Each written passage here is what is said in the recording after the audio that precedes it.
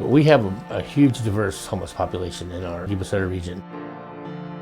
Young adults, you got individuals who lose their jobs, individuals who lose housing because the rent goes up. There's identity theft and mail theft. I never had anything happen to me like that before. These people are out there, they've been out there for a long time. This is the first time I've been homeless. I've been on my own since 15, and I raised 2 children on my own. Individuals that are on Social Security, but because of the cost of housing, they just can't afford a place for their own. A lot of people don't choose to be homeless. It's not a choice. People with children, I thank God I didn't have to go through that. I was living in an apartment over at Lakeview Apartments, and then I moved into my car. I went to the lake. I stayed in my car for a while, 6 months, with my cat. We have individuals with behavioral health problems, drug and alcohol abuse, domestic violence is a big issue for the homeless. There's a lot of kind people out here, and there's some not so kind. When you're out there, you see a lot. I became homeless when somebody dragged me out of my back seat and threw me on the ground, beat me up, took my car. Every situation that comes through our door is different, so.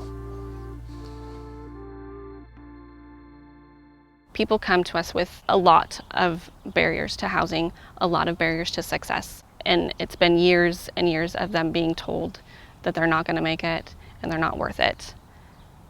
That is the biggest thing that we combat. My name is Rick Milholland. I represent Hands of Hope, resource for homeless families in both Yuba City and Marysville. Traditionally, Hands of Hope provided showers and laundry and mentor services with a clothes closet. I am the executive director for both day centers. I've got 13 years experience dealing with the homeless situation in our region. I am with Yuba County Health and Human Services. 14 Forward is a temporary emergency shelter designed to be low barrier. The people that come to 14 Forward are generally straight off the river, straight out of an encampment, straight off the streets. The biggest thing that we provide is case management. There's transportation for all the people that are here. I like it here. It's helped me a lot. I am the project manager over 14 Forward. I'm also a board member of the Sutter Yuba Homeless Consortium. I have been with the Salvation Army myself for the majority of my life. The depot provides overnight shelter at no cost, 3 to 6 months. We help families with children. This is a family room. They're allowed to bring in their own TV, their own game console. We help married couples as well as single women. This is a larger dorm, not necessarily the cleanest, but additionally, we provide classes to help get people off of their addiction of drugs and or alcohol, as well as we provide self-sufficiency classes. But in the capacity that I'm in now as an officer of the Salvation Army, I've done this for 15 years. Casa de Esperanza is a shelter, counseling, and advocacy center for victims and survivors of domestic violence, sexual assault, child abuse, and human trafficking. Every one of our staff are cross-trained. Every one of them are professional advocates and counselors. I'm the executive director. That's my honor right now. We've been here since 1977. We were the second shelter in the state of California, and we were the 11th one in the whole United States. That says a lot for rural Yuba, Sutter, and Colusa counties.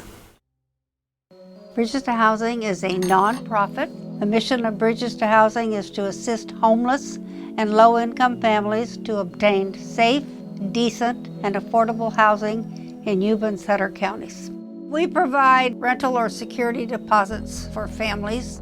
What we're finding in particular, a lack of affordable housing for our clients. I represent REST, the Regional Emergency Shelter Team. It's a rotating shelter, so every week is filled by a different church in the area opening its doors. And this is the kind of space many churches make available to shelter the homeless during the winter months. I am the director of REST. I represent the Sutter Yuba Homeless Consortium, and I am the coordinated entry manager. The Sutter Yuba Homeless Consortium was established in 2006 with the goal of bringing local homeless services together to serve more effectively. In the past, it's been a lot of siloed organizations in our community. This organization is doing what they do, this organization is doing what they're doing, and we're working apart. With Coordinated Entry, we all come together.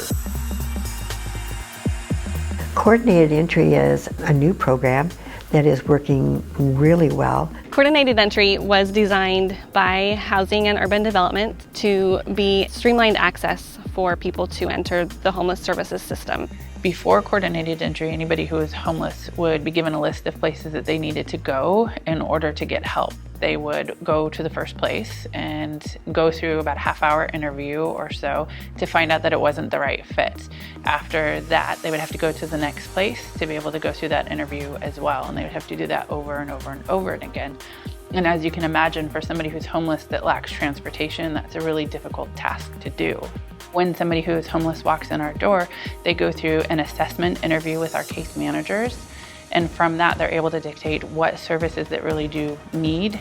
And so we're not duplicating services, we're not duplicating items that were given to the homeless clients, and we have a real focused attention to their needs.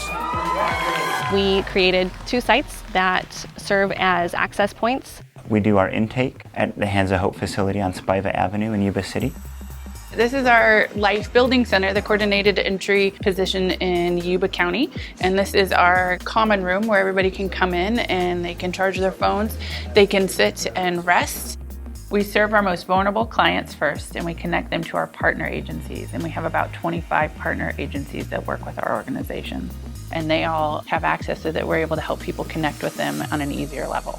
Coordinated entry helps REST be connected to all those other organizations, and it helps our clients get better services. We have weekly case management meetings where we come together with our case managers. Our staff goes over and helps out at coordinated entry with case management. Anybody who walks in the doors is able to team up with somebody who's going to help them walk through the process of becoming self-sustainable. And goals are set weekly. We really try to assist people in moving forward. I come here daily. They help me get into 14 Forward. I'm housed and I got a nice warm bed and things are looking great for me. You can get your mail here too.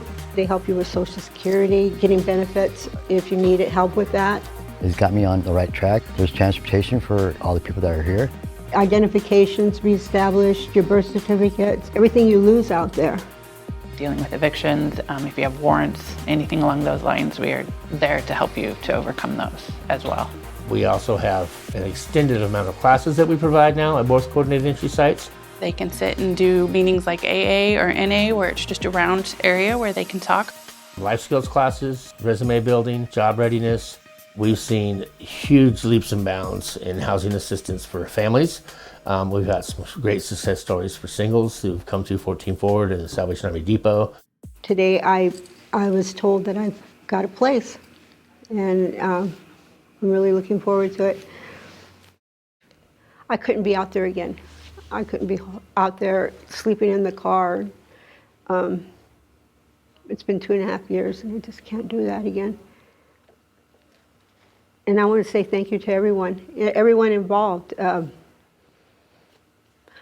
don't want to name names, but I do. But everybody's been really helpful. What more can I do? What can I help with? There's a few ways in which individuals in the community could help out with homelessness. And the first is just to acknowledge it, to acknowledge that it exists and there's a problem. So right now for the coordinated entry between our 2 sites, we have over 900 homeless clients that have come through the doors. The second is to help advocate. There's a need to make our voice known, to help change policies and to bring resources. We have to be united. We have to communicate. Showing that we care to those that are struggling every day just to find the food and the water and the safety of a place to stay. We need all of our partners in the community to come together and do that. So they're not just seeing it from one faction of the community, but they're seeing it from the entire community. And the third way is to be active, get involved. I would love to see volunteerism through mentoring, work projects. Donations, body soap, laundry detergent, interview clothing sometimes. We don't charge the clients anything for the services that we give here. Sheets, towels, batteries, flashlights, things that we all take for granted. So when it comes to actually sheltering the clients, to having the shelter itself, we rely on our local and private donations.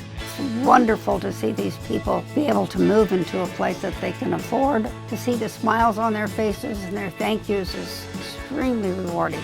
Oh goodness, I'm so rewarded every day for the work that is done at the shelter and through coordinated entry and through our partner agencies. I wouldn't want to do anything else.